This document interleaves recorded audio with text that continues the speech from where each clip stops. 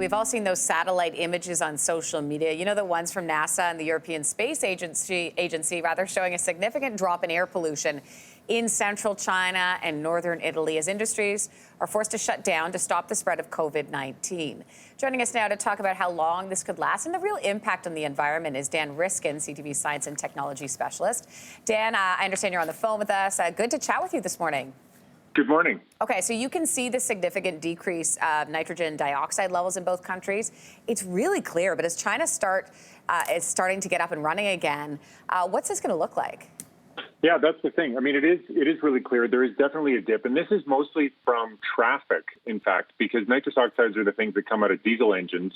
But the big worry is what's going to happen when these societies come back online, because a little bit they're playing catch up with their economies. And so what we saw in 2008 with the financial crisis was that when the economies came back online and the rise in industrial stuff started happening, it was actually an overshoot of where it had been before. So even though there's a nice dip right now and the skies are sort of clear and you can see through the water in Venice and you can see the fish swimming around and there isn't as much sort of pollution happening, the fear is that when we're trying to recover from this, we're going to sort of throw the environment out with the baby with the bathwater and just try to get the economy back online. Yeah, that's exactly what I was thinking, that we go from sort of nothing to overdrive as people try to get their product back on the market. You see more cars on the road. You just see a massive increase in emissions once the world comes back to life again, right?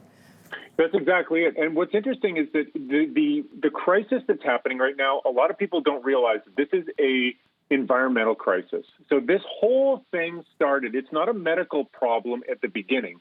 The way this all started is that somebody decided they wanted to eat bats from the wild. And so somebody was going to a bat cave in China, catching bats, bringing them to a market, keeping them alive at the market near other kinds of animals, just like the perfect storm for a zoonotic disease to jump from an animal to a person. This is not something that would have happened if we'd left bats alone. And so a lot of environmental biologists have been saying for a long time, we've got to stop trade in endangered species. We've got to protect nature because it could come back to bite us. And so what we're seeing right now is ultimately an environmental catastrophe, and it's the exact catastrophe that environmental groups have been warning about for a long time. And so the big question is whether we're going to see the connection here, and as a society, after the major changes we're making in the short term, can we make longer-term changes that are better for the environment? Because ultimately, our health as a species is critically dependent on us treating the environment differently. We all know that your expertise and your studies on bats, was this even on your radar months ago? Absolutely. Yeah. Yes, absolutely. So coronaviruses, there are only 8 coronaviruses that affect humans. There are no vaccines for any of the coronaviruses that affect humans. But if you look in wild animals, specifically if you look in bats, there are thousands of coronaviruses. And we saw with SARS, it made the jump from bats through an intermediate species to humans, and we were terrified by that. We saw the jump from bats through an intermediate species to humans of MERS. That's another disease that has a 35% mortality rate and has only not been a worldwide pandemic because it's relatively hard to transmit.